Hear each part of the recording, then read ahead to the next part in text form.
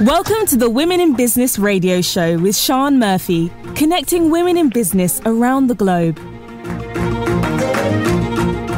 Hello and welcome into the Women in Business radio show studio. My co-host today is Rachel Bryant of your video team. Welcome into the studio, Rachel. Thanks for having me again. And with any luck, and it's always quite nerve-wracking this bit, isn't it? With any luck, we have on the phones calling in Ashley Kyle-Miller, who is the founder and host of the Madam Trader podcast. And she's also a personal financial course, and she's on a mission to make financial literacy more accessible to all. And I'm hoping that she's there. Hello, Ashley, are you there? I am. Thank you, Sian. Yes. Yay. We've always a really, really good start. I tell you what, there's so much sort of technology and airwaves in between us when you're phoning in from, sort of across the water. Yes. It's always a little bit nerve-wracking. So we're really pleased to have you. So welcome into the Women in Business Radio Show studio. And thank you so much for being our special guest in this episode. Oh, thank you so much for having me. I'm delighted to be here. So, Rachel, can you just tell listeners how they can listen? And we realise this is a bit daft. If you're listening, you sort of know how to listen. But, yes, we may be going out live at the moment, but there are so many different ways that you can connect with this episode and other episodes from the Women in Business radio show. So, Rachel, can you tell people how they can do that? Absolutely. So you can listen in on Audible, iTunes, Spotify. You can tune in with the FM 95.1 or 100.2. And then you can go to Google Podcasts, Alexa and Spreaker, or join us on Substack at the Women in Business Radio Show.substack.com. So lots and lots of opportunities. And if you join us on Substack as well, we tend to have a little bit of information around it. So there's some written stuff as well that goes out. So it's a little bit extra. And also there's a transcript. So if you wanted to follow along and listen in at the same time, they don't always tie up, actually. Sometimes we say things that really just don't translate particularly well. But it's quite a nice way of actually listening. And you can download everything from there as well. So let's welcome Ashley properly into the studio. So welcome, Ashley. Thank you so much. And now let's sort of start to dig a little bit deeper. I'm going to ask you in a moment to tell us your story. I think it's really nice for listeners to know, to be able to get an idea of where you've come from, sort of what's behind what you do now, and also who you work with now. So you host the Madam Trader podcast. You also run personal finance courses, and here's something I want to come back to later. You're on a mission to make financial literacy more accessible to all. And I think that literacy, especially financial literacy, I think is something that sort of gets overlooked, the language behind a topic, so that if there's something that you don't understand or there's something that you don't feel particularly confident in, actually the language is one of the things that you need to sort of get familiar with that. Absolutely. Yeah, thank you for that intro. That's exactly what I do. I've been hosting the Madam Trader podcast for a little over a year now, having conversations with women who've been successful in this space, either as active traders or entrepreneurs, or just, in general, interacting with the market.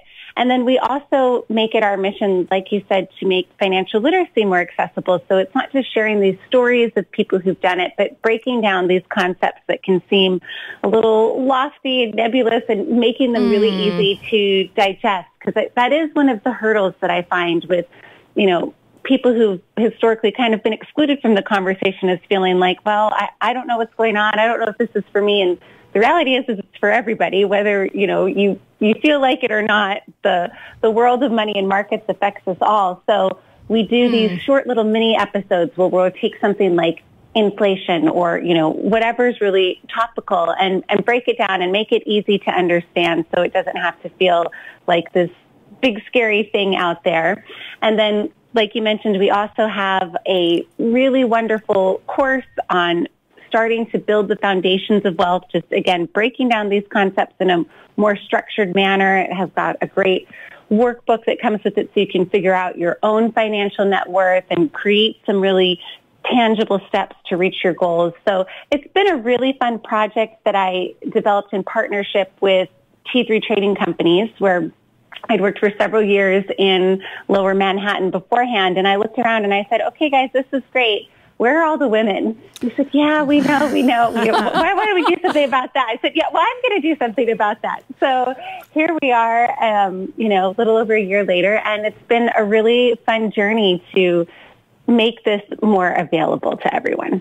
Because I think my perception of trading is from films where there'll be sort of like a trading floor and a lot of men in suits that may well have stains under the armpits. I don't know because I'm not there. But a lot of men in suits just sort of jumping up and down and shouting a lot. And it looks a sort of bit, just a bit chaotic, to be honest. And I'm sure, perhaps it is like that, I don't know, but it doesn't feel like a space. It doesn't scare me, but it doesn't feel like a space I particularly want to enter. Right. But let's sort of start from the beginning. And in fact, I'm going to do something that I normally do at the end, but I don't want to miss this out. And I can see that we're going to get engrossed in a conversation, and that might well happen. So how can people connect with your Madam Trader podcast? And is it from there that they would find the courses and the support that you offer? So tell people how they can listen and connect with you more. Yeah, absolutely. So certainly you can find the Madam Trader podcast on Spotify and on Apple Podcasts. You can also go to our website, madamtrader.com. And if you've got a financial question that you'd like answered, you can email us at hello@madamtrader.com. You can engage with us on social media at Madam Trader NYC. And then as far as the course, you can find that through our partner company, T3 Live. That's the letter T and the number 3, live.com. And you would just go down to the drop-down menu there. They're going to show you, okay, here's our services. And then you would select the store from there. And we actually have a holiday sale going on. So if it's something you're interested in, you can get a little bit of a deal on it. Underneath that education section in the storefront, you will find the Madam Trader Wealth Foundations course. So those are all the ways you can engage with us. Super, thank you. And we'll make sure that all of, that goes out also in information that we publish, especially on Substack. So, Ashley, tell us your story. How did you get to where you are now, and who do you work with? What went on behind the scenes? Yeah, I think like most folks, life is not linear. There's so many paths that we take that get us to where we are. Early on in my childhood, I had an exposure to markets and money that was maybe a little more than most people because my dad is a commodities broker. So he mostly hedges cattle for ranchers in Montana where I grew up. So what that means is they're looking at the future price of cattle and trying to lock that in to ensure a profit in a pretty volatile market. You've got a bad year, it can put an operation under. So I had this understanding of hedging and what it meant to mitigate financial risk as a child that a lot of people weren't necessarily exposed to. And that helped sort of shape my worldview in seeing money as a tool and how it can be used to enable us to reach certain goals. And, all of our childhood years are so formative in every aspect, from our perceptions of the world. And there's a lot of garbage that can get attached to money, whether you come from a situation where your primary caregivers really fought about money and struggled and there was never enough, or maybe there were just never conversations about it. A lot of us have heard the old adage that, it's not polite to talk about money, this is rude, that kind of thing.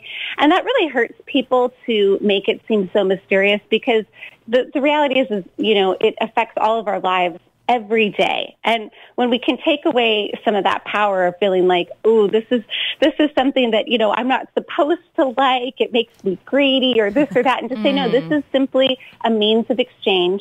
There's just a few functions of money. It's a means of exchange. It's a store of value. It's not something that has to have this huge controlling emotional factor in our lives, but a lot of us get really hung up on it. And so being able to kind of break down those thoughts around it and figure out, okay, what is this actually doing and how do I want to make it work for me?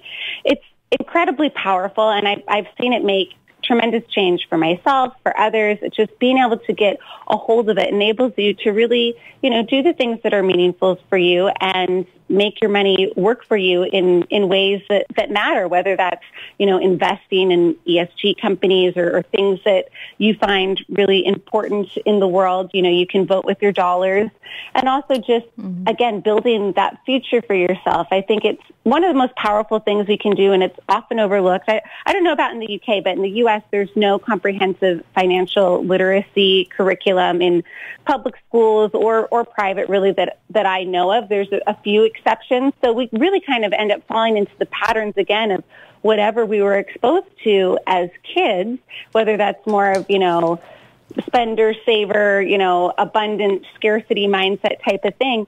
And it takes a while to unlearn and identify, but once you do, it's just so impactful. So it's been a really rewarding journey to be in this more of an educational role now, and just helping to share these stories of people who've done it so that it feels more accessible and less scary and far off. I'm not sure if this is a question that you're going to be able to answer. Firstly, you're absolutely right. In the UK, we are not taught. I mean, I'm quite old now, actually. No. But so I'm not sure that I can comment too much on school.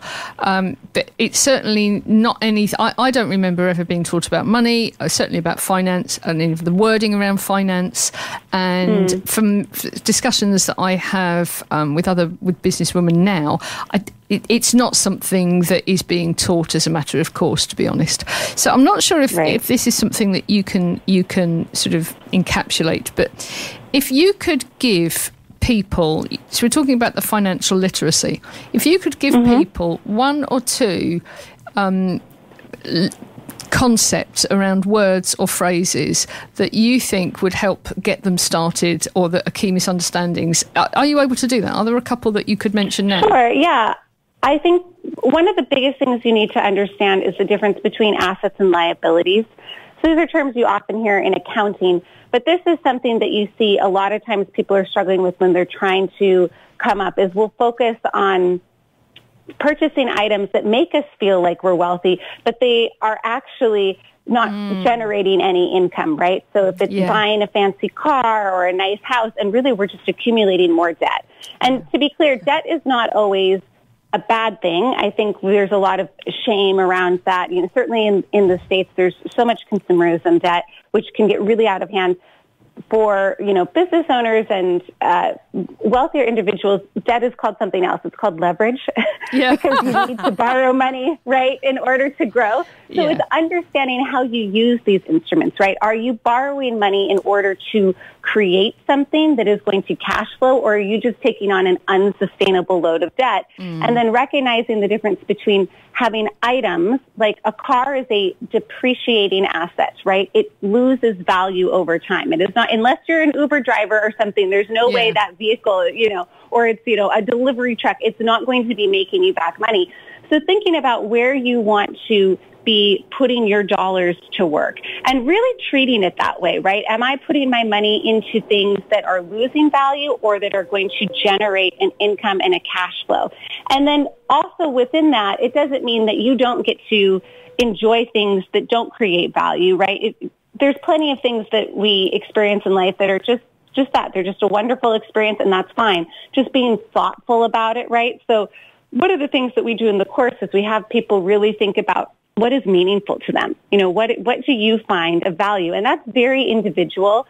So, I think a lot of the culture has shifted more towards experiences and away from some of the consumerism, even though we still have that. So if you can say like, well, I really value traveling. Okay, great. I love to travel and have these experiences. So I know I'm going to put part of my budget towards saving for these trips so that I can go on them and not take on credit card debt or whatever. That really helps people find what's important to them so that their money is going towards the things that are meaningful, instead of saying, well, gosh, I just never have enough at the end of the month and I don't know where it goes. So really, I think those concepts of understanding assets and liabilities, knowing your values. And then the third thing I would say is you have to pay yourself first. This is kind of an old phrase that's been used in personal finance for a long time. And what that means is that oftentimes people will say, okay, I bring home X amount at the end of the month. I'm going to pay all my bills. I'm going to do some fun things. And then whatever's left over, I'll save that. Well, you really need to flip that.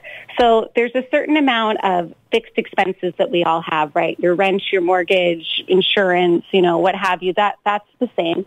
And then you've got this discretionary spending, and some of that will go towards, things you have to buy too, groceries and whatnot. If you budget into that a certain amount that you are paying towards your future goals, whether that's your retirement account or a down payment on a home or a child's education, whatever is meaningful to you, and you truly treat it like a bill. So you have to automate it where it's right away, it's coming out of your paycheck or from your checking account. That deposit is happening every month into the investment account. And then really don't treat it like an afterthought. Treat it as part of your monthly budget. It's incredible how quickly that will accumulate and get you moving forward in whatever regard. If you've got debt to pay off, if you're trying to start a business and you need to save up a nest egg, those mindsets of, understanding what you're purchasing, being able to pay yourself first, and knowing that you're putting your money towards the things that actually matter to you instead of just kind of haphazardly, that has a real snowball effect, and then also works with our friend compounding interest. If you're putting this money towards, an investment account, it's really remarkable how quickly change can take place when you've got those three things taken care of. It's funny you should mention that, because it's something that I do, and it's probably wonderful. It's probably been a game changer. Actually, is I put 10% of everything that comes into. I have two businesses, and I put 10% of everything that comes into those businesses into a reserve fund, and everything that goes into my personal account. The first thing that happens is I put 10% into a personal reserve account. And when I first started doing it, when I first heard about doing this, I'm thinking, well, that's impossible. I don't have enough money to do that. How's that going to work? It just does. It works. Of course. It does. Stuff happens. Stuff falls in behind, doesn't it? To just make it happen. And I thought, I can't imagine how there's going to be enough money for this. There is. There just is, and you just have to trust and commit to not taking it out. Yeah, and that's exactly it. I mean, first off, congratulations. You are far ahead of many people, and once you normalize that, it really does become, like you said, how could you not do it? It's making it that habitual activity. Here in the States, a lot of times employers will offer a 401k match, which is our corporate retirement account. So it's a benefit that employers give to people, and they'll match 4%. So I always tell people, whatever that match amount is, at minimum, do that. Put in 4%. The employer is going to give you 4%. Now you've got 8% going towards your retirement out of every paycheck. Amazing. Yeah. And then you can start to creep that up by 1% a year. And you're not going to really notice 1%. But after 10 years, oh my gosh, now you've adjusted where, gosh, now it's not, 8%. Now I'm actually putting in 14 and they're putting in 4. I'm at 18. I mean, that seems like a lot if you were to tell someone off the bat. So it's not something, it's sort of like training for a marathon. You don't go out and say, I'm going to run 26.2 miles today. No, you go, you run to the end of the block, and then you run a little further, and you just keep building on it. And all of a sudden, you've got the stamina to do it. It's very similar with our habits and money. It's a very odd experience. I think I'm not sure if we have more capacity to do that being in business than on a fixed salary, because in business you can change your pricing, you can generate more income, right? And actually quite fast. And that's what I found happened, is that once I'd committed that 10% and I'd got it in my head that money I wasn't going to pay anything with that money. If an emergency came up or there was a bill or something that I hadn't, the money wasn't going anywhere. It's still in there. Right. And the money came in behind it to actually make that happen. And now, there's a little nest egg, if you like, growing and growing and growing. And every month I see it get bigger. But you have to trust. You have to you have to take that first step and put that money in the pot. Absolutely. And, you nailed it. It is very different when you have the ability to grow your income, which most of us do. If you are in a position with a fixed income, it's definitely more challenging. And I think a big part of the conversation that's been lacking in personal finance for so long is talking about increasing your earnings. For so long, it's just been, cut back, yes, cut your coupons, and it becomes, right? And then a lot of people don't want to have a conversation because it's a real bummer, right? It's very restrictive. It feels very shaming oftentimes, where we can all take a hard look at what we're spending on and probably find some things that aren't necessary or don't align with our values, right? That's fair. But there's only so much you can cut out, and I am not a believer in making yourself, suffer through it to hoard up this money. No, you should still be able to live a full life while you work towards your goals. It's not either or. And a big part of that is finding how can you increase your money. Does that mean you are changing jobs? Does that mean you're starting a side hustle? Yeah. Are there things you can do, like, if you are in a position where you've got some cash that you don't need for bills that you're comfortable, learning to swing trade with, or just there's so many ways that you can start to increase those earnings. Like you said, price adjustments, right? If you do have your own business, and really, working it both ways. So you're dialing in not just on how do I cut back, but how do I increase? How do I keep growing my wealth? Rachel, did you want to say? Yeah, I mean, listening to you talking about the 10% into savings there, like I remember recently we watched a Netflix documentary about finance and stuff, because we're trying to get ahead of ourselves, like you do. You sort of start a business and you fall behind, and then you're like, oh, now I need to run ahead of myself. And something we saw was split your paycheck or your income, if you like, into sort of 5 percentages, and I can't remember the exact percentages. Like pay your good debt, your bad debt, your bills, savings, and then have a fun one. So that might be you have a day trip out or a holiday, but and split it like that. And then once you've paid all your bad debt, as it were, then split that sort of percentage amongst two of the others. So you will always have to, you'll know what you need to bring in, because you've always got to cover your bills, but you also want to be putting into your good, bad savings and fun as well. Does that work? Yeah, that's a wonderful way to do it. Absolutely. Those buckets are really good. And, just for people listening, when you say good debt and bad debt, I'm guessing you're talking about high interest and low interest debt. Is that what you're referring to? I suppose maybe more like you said about like your house loan. I suppose as a kid, I was always told like things like houses and cars can be good debt because they're not causing you problems, whereas a loan where you've got like a 20% markup on it, or credit cards are considered bad debt. You're borrowing money that isn't yours.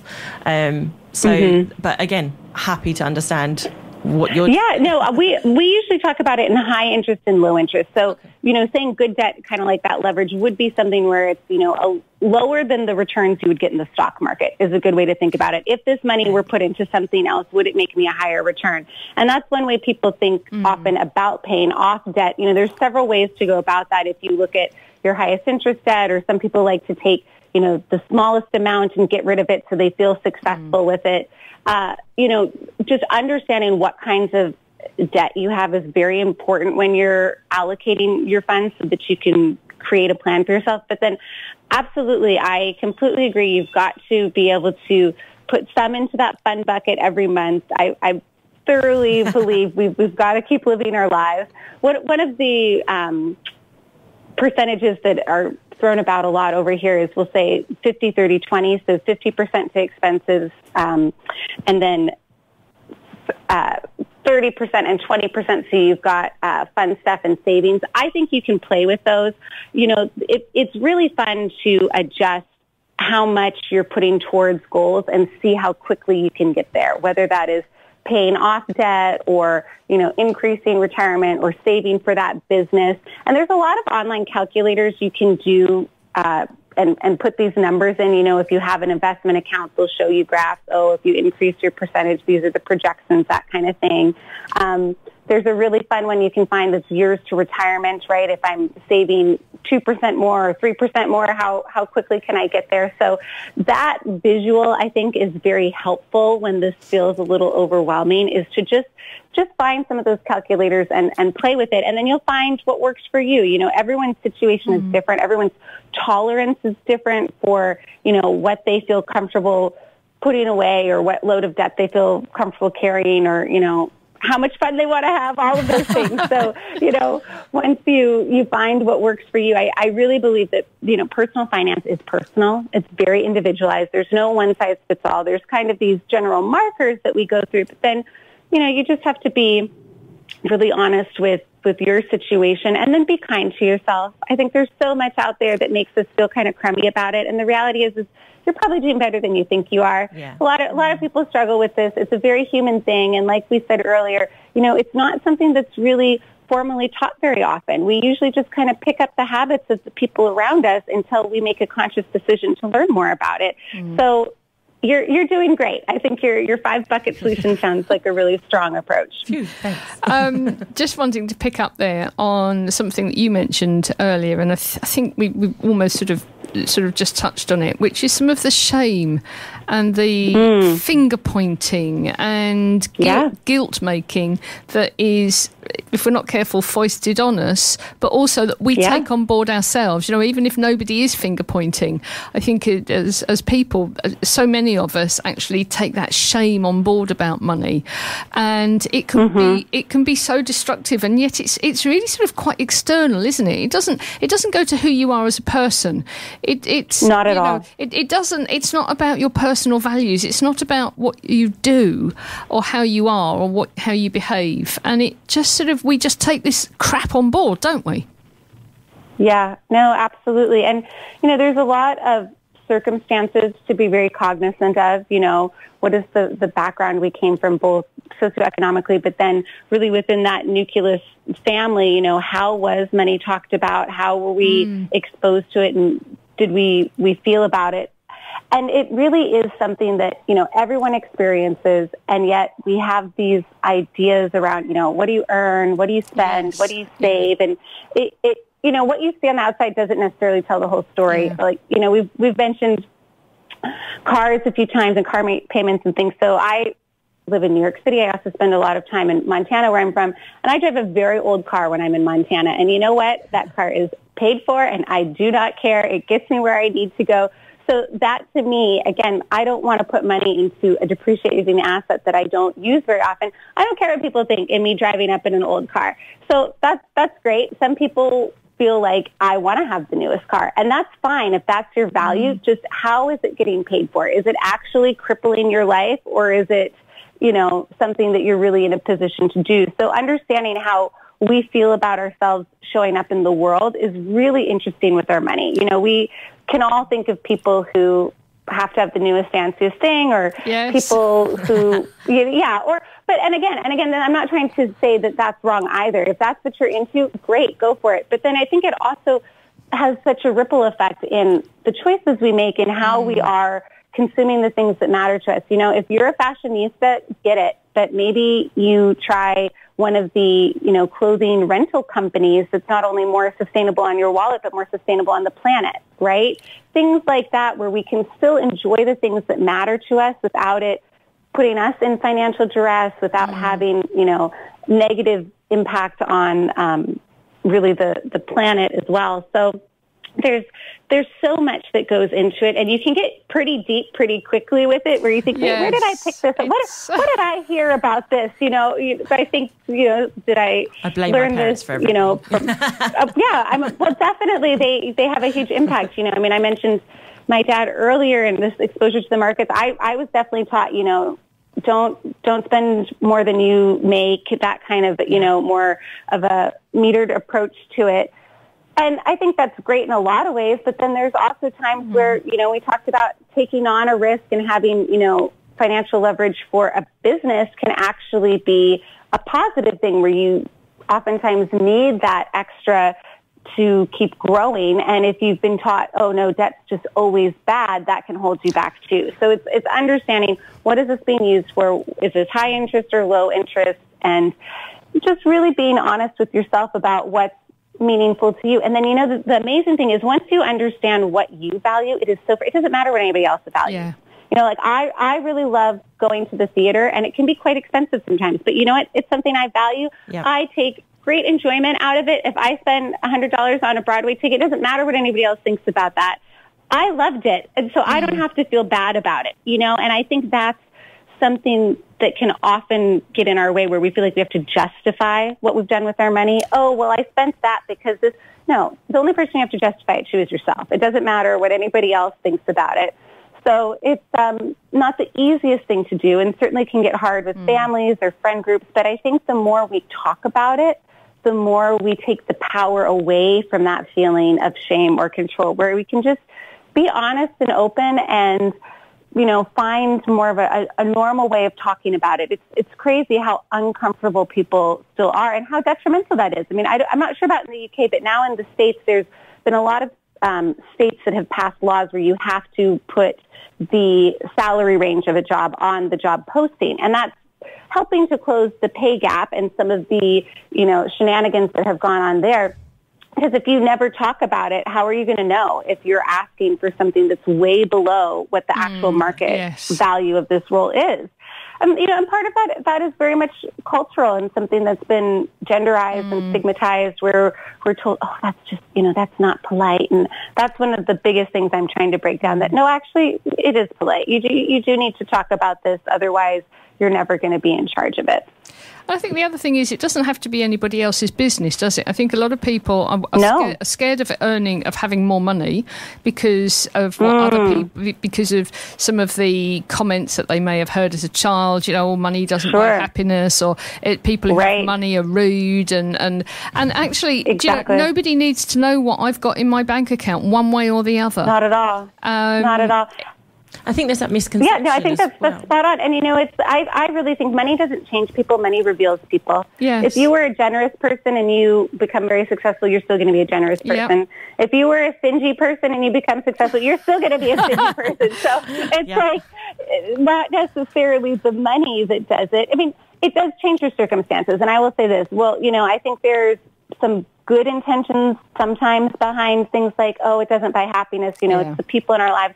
But that can also be really weaponized to control people and keep people down. And it's something that we have to learn to see for what it is and say, okay, yes, I have intrinsic worth. I am a valuable human regardless of my financial circumstances.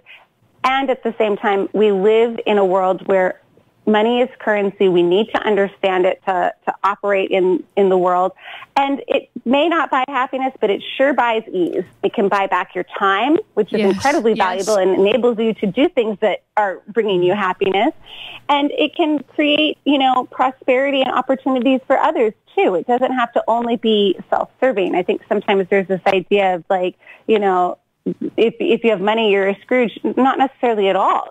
Some of the greatest philanthropic deeds that have been through the generosity of, people who've been successful. So there's many aspects to it, and it's not as myopic and singular as we can sometimes make it. I think one of the things that I have heard from what you're saying there is that there are all sorts of things that we may have been brought up with that have, if you like, conditioned us. Some beliefs that we've picked up, some viewpoints, all sorts of things that maybe affect whether we get a big posh car when we really don't need one, or how or whether we feel okay driving around in a bit of a small crappy car, and everything around this, earning too much money, earning not enough money, whatever too much money is, and that perhaps just becoming aware of how we feel about money and that conditioning that may be behind what's affecting our performance, if you like, and how we go about our day and earning money. I think that's key from what you've been saying, is just actually understanding what may be driving us that we're not aware of. Absolutely, you nailed it. Yeah, what is really driving us? Is it a need for approval from others? Is it a need to sort of keep up with the Joneses and fit in? Is it a need to validate or what have you? Or do we have, these aspirations where we're really just creating the life that we want to live, that's really meaningful to us in whatever way that, looks like? And to be clear, I like nice things too. It's not that we can't have nice, I think having nice things is great. It's just the manner in which we go about achieving them and doing it in a sustainable, thoughtful way, for our finances and really for our psyche too. It's not worth the mental and emotional duress that a lot of us go through. And so when you can sort of start to peel the layers back and think, wait, what do I actually think about this? Is that me talking, or is that something that I picked up from, my inner circle and kind of the attitudes of the people around me? And, there are things that we learn from our childhood, from our friends, that are wonderful and that we want to keep. And there's some things that we need to let go of. And oftentimes we don't sit down and reflect on that specifically through the lens of money and personal finance. So it can be a little uncomfortable in the beginning, and sometimes you'll have some conversations with people where I didn't go quite the way I thought it would, but ultimately it's incredibly freeing because, like we said earlier, your values are your own, and once you're clear about what's meaningful to you and how you want your money to support that, then the rest of it doesn't really matter. Let everybody do their thing, you do yours. Yeah, absolutely. It's none of your business, is it? You get on and do what you're up to. There's a couple of things I wanted to pick up on. One of them was that you said that you grew up in a household where there was trading going on, and so and you were talking about the cattle and hedging. I don't know what I'm talking about here, but that's okay. Yeah, no, futures trading. Yeah, but you mentioned the volatility of it. So I suppose I'm wondering, in a way, what was the volatility, and I don't know, would we call it excitement? Was that part of what drew you to it? Is that the reality? Is trading? Is there this excitement to it? Is there a risk factor that is a bit like jumping off a cliff and perhaps brings an adrenaline to what adrenaline to what you do? Because there are other, if you like, that there are more stable ways, I guess, of earning, bringing in money. So what about this volatility aspect of it? So, risk is such an interesting thing, and I really find that risk is correlated to what you know. Trading is risky in the regard that, you can open an account and start trading with absolutely no knowledge. If you want to be a heart surgeon, you can't walk into a hospital and say, I'm going to try heart surgery today. So, and there's there's no university of trading per se. There's certainly, offerings and companies like T3 and Madam Trader where you can go and learn about this stuff, but there's not like a formal degree in it. And so I think a lot of time it goes back to that idea of the mystique. Well, what is this? What does that mean? Am I going to lose my money? We have so much loss aversion that's programmed into our psyche also, instead of, I tend to think, well, what if things work out? And so how you ensure things work out is you manage your risk. So, there's many ways to be successful in the market. There's not one way and nothing else works.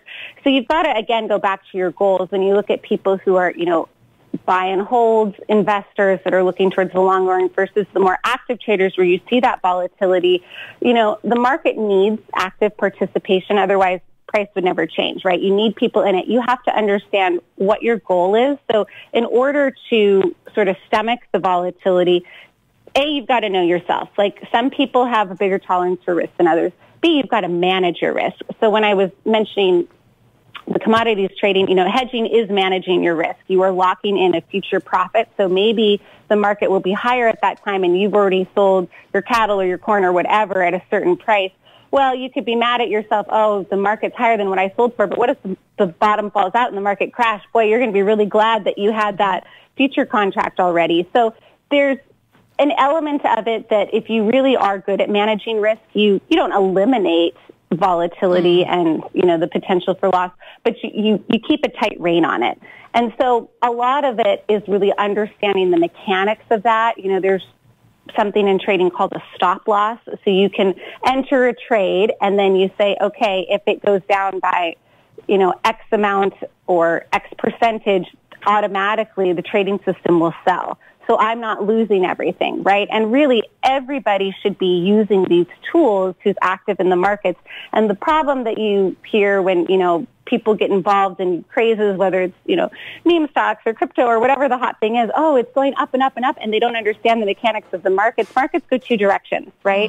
They go up and down, and they need to have healthy corrections. They can't go up forever, despite what we will sometimes hear or feel in the frenzy. So it really comes down to understanding what you're doing. I often will liken it to downhill skiing. I'm from Montana. I've skied my whole life. I love to ski. Skiing is a very risky sport if you don't know what you're doing, you could really hurt yourself. But if you know what you're doing, it's a really enjoyable activity. Yeah, is there still a risk? Of course, but you have the technique. You understand how to manage yourself in the conditions on the hill. And then, the risk of actually injuring yourself is much lower. It's the same thing in the markets. If you understand the functionality of it, you will never eliminate risk, but you can certainly manage it. And so I think that, again, is that mindset shift where if you want to grow, you have to take some risk.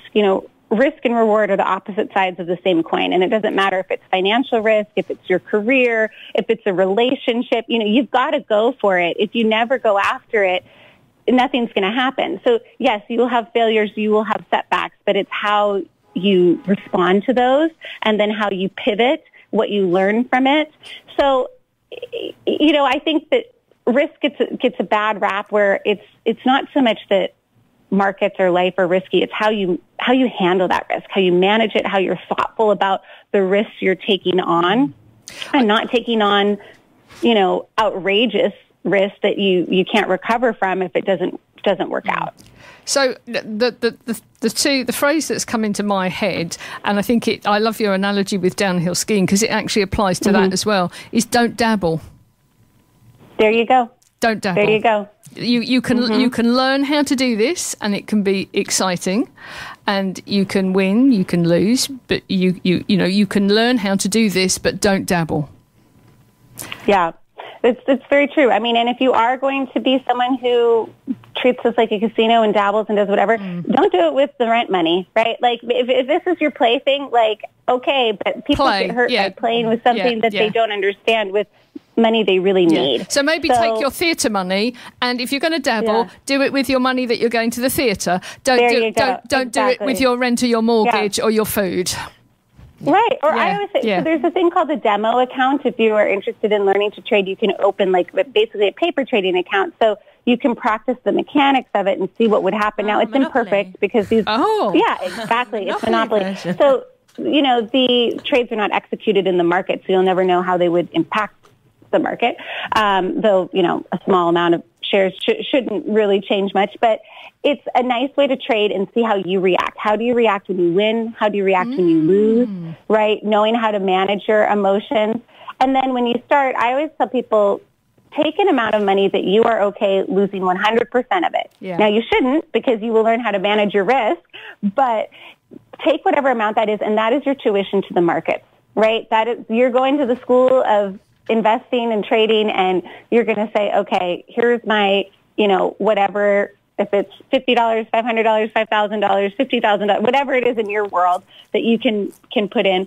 And just know, too, that this is a math problem. I think a lot of times people have, you mentioned earlier some of the images we see from media and TV. It was pretty wild in the 80s. It was not a very hospitable environment at all. I think it's gotten much better. It could still improve greatly, but it's also so much of it is remote and the trading floors are very small. I was on the New York Stock Exchange before COVID and I couldn't believe how few people were there. Now it's like even more of a ghost town, because everyone's just on their computer. So some of that attitude is not as prevalent. But it's something that's not necessarily for everyone. You don't necessarily have to be active in it, but you can't ignore it, right? This affects all of our lives. Yes, and so even if you're going to, just put money in a retirement account, or maybe you've got a robo-advisor or a financial advisor you're comfortable with a great low fee, that's fine too. It's not like you have to do this, but to ignore it doesn't do you any favors either. Well, we spoke to some friends about sort of investing and things like that. And something one of their friends did was, so let's say he had £100 and he put £100 in, and once he made he had £200, he took his original £100 out and said, theoretically, I've not lost anything now. So anything that happens is just play. It is that play money. So it can go up or down, and he could choose to sell or not when he wanted. So I kind of like that analogy. So like you say, with the play money of the theatre, he put his theatre money in, but got that back out. And then anything else was now money he never ever owned. Never was his. So whatever it does, it does. I kind of that's definitely one way to do it. There are people who will take that approach, and I think that's psychologically can give people a lot of ease. I would also say, though, what do you want to achieve with that? Because then if that money just dwindles to zero, okay, so you didn't lose, but you didn't gain either, right? And you're losing time is the other thing, right? Yeah. There's a time value element here and an opportunity cost. So, yes, I think, sometimes people will take that original capital out, or they'll take some of the winnings. I'll see people say you're up 50%, you'll take 25% out, and then you'll diversify and invest that in something else. Maybe now that goes towards real estate or, something else, so that you don't have all of your eggs in one basket. So there are many ways to go about risk management. Finding what's appropriate for you may take some time and finesse, but it's having that conversation with yourself and being proactive about it instead of just, well, I put my money in and we'll see what happens. No, you've got to keep more of a pulse on it for that. We don't have long left. We've only got a couple of minutes left. I just want to highlight what you said about setting up a demo account and learning how to do that. I just love the idea of that. But there's something I just want to touch with you on, and this may or may not make sense. So in some of the information that we got from you before you came on air, one of the things that you said was the Madam Trader podcast talks with expert women traders about their unique stories of growing their accounts and making their own rules. So what are the rules that they are, I wouldn't say breaking, but what are the rules that they are, if you like, going against, and they're having to make their own rules? So what's some of the stuff that may be in place that perhaps people have accepted before that aren't necessarily true? Oh, that's great. I mean, I think it comes back to everyone's situation. Like we were talking before, what are the messages you internalized from your primary caregivers? What are the messages we get from society? Yeah. So, and even when you were asking me about risk and that perception, there are some people who their objective is, I want to find a steady job, right? Something that I can count on. I know what to expect for the next 40 years, and then I retire. There's not a lot of pensions left in the U.S. I don't know about the UK, but, some people have that mindset.